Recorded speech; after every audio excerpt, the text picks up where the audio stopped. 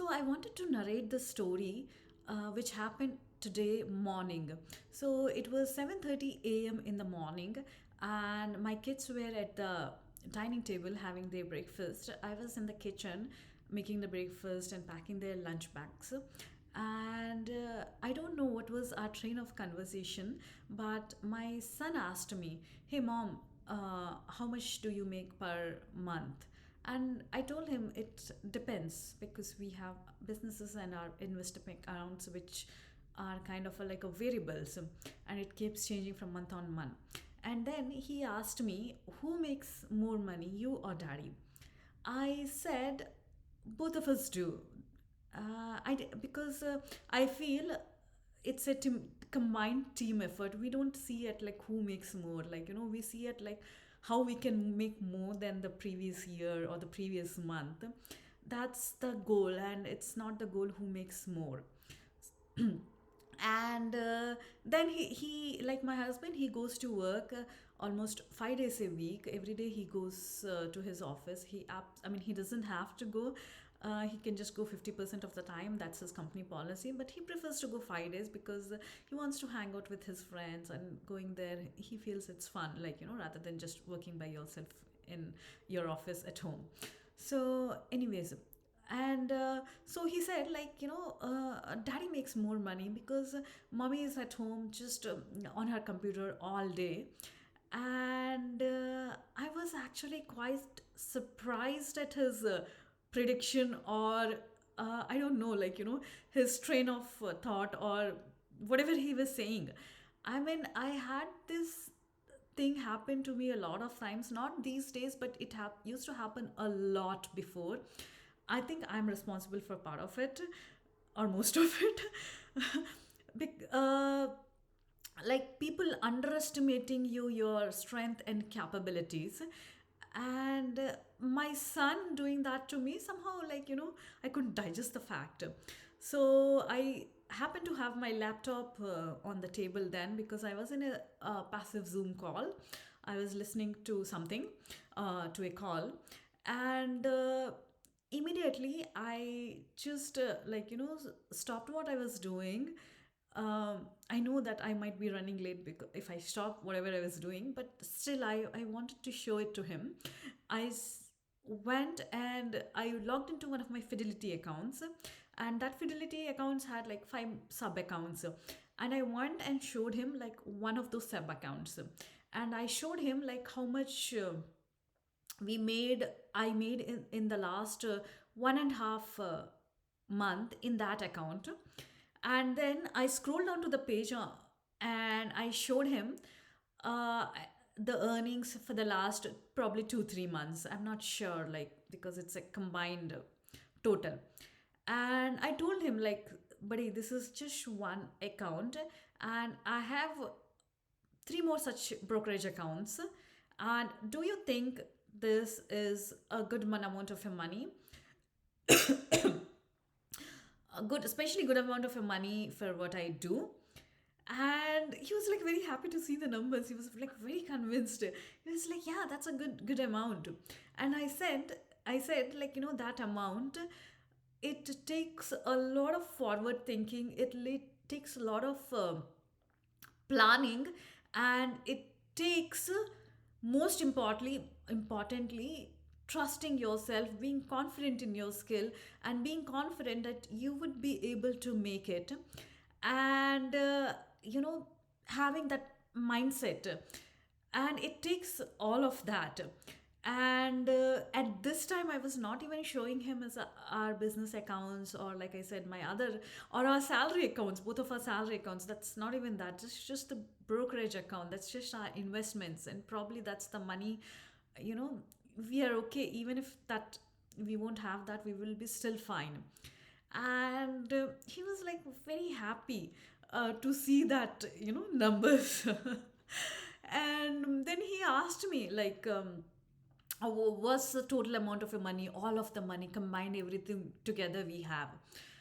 I never told those things to my kids, for most part, because especially my son, they tend to talk a lot. They tend to, like, if I tell him I just had that this thing, that they will just go and announce it to all of their friends, and I think that's not a, like a I would say a good practice, or unnecessary probably. Anyways, so and we have sometimes, like, there is this general perception, to earn more money you have to do a lot of things, you have to work hard, or you have to be at 10 different places at the same time. I don't necessarily believe in that philosophy, not just about money, even in other areas of life.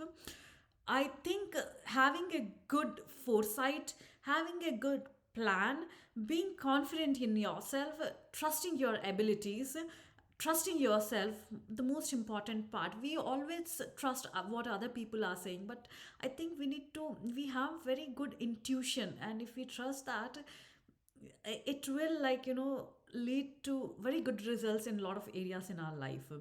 I'll give you another example of our food. So every week I make this meal plan, like what I will be making on a Monday, what I'll be making on a Tuesday, what I'll be having for a breakfast on a Monday, what I'll be having for lunch on the Monday. For every day I have this plan, and once I make that menu for the whole week, I shop for the groceries according to whatever is needed.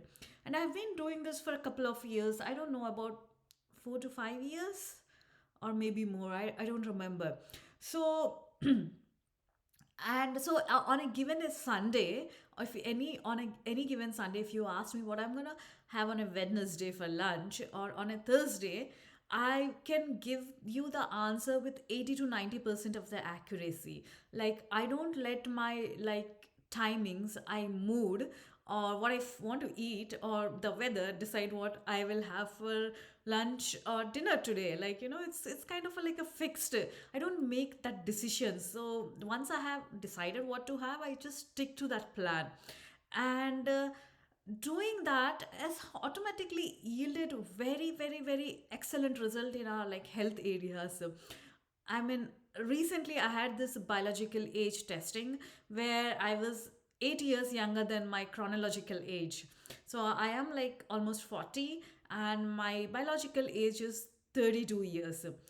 And apparently that's a kind of like a big deal. It's apparently difficult to achieve, but and but like, with our lifestyle, there is no way we can't be, like, there's it's just set up for that. We are set up in a way to be healthy. The only option we have is to be healthy. And I also been doing this intermittent fasting for the last 10 years. I've been doing it since it was even a thing, or it was a fad. I knew the benefits. I had read the books where the benefits of intermittent fasting were clearly, like, proven by science. And I've been doing it for the last 10 years. We have very early dinner by 6:30, 6 o'clock, and having dinner at 7 is kind of a late for us. This applies only when I'm at home, but when I'm visiting other friends, I just let go of this rule, because, like, I think when somebody is inviting me for lunch or a dinner, it's very gracious of them. It's very, like, good of them to actually do that. And I want to, like, stick to their timings. I want to stick to their menu, like what I am eating, as a, like, as a sign of being grateful for their generosity. So yeah, it doesn't apply outside, but since I'm not having food, like, outside most of the time, it's probably 1 or 2 times a week, I might be having my, like, food dinners outside.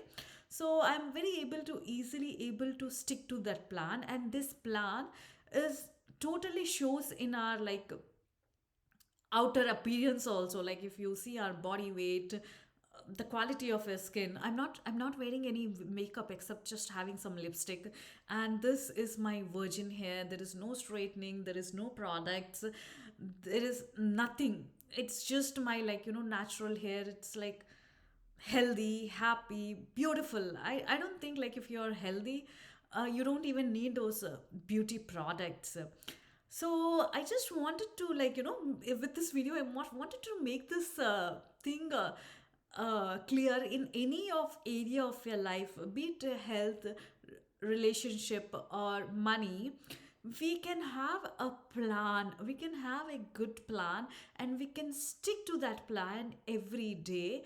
And that results, they tend to snowball, like, small things, they add up every day. Even doing like savings, investments every month, every year, eventually that becomes so big, and it gives very good results. So yeah, I would say, like, confidence, planning, and sticking to the plan, and being consistent with your plan for years together will definitely set you up in success in any area of your life.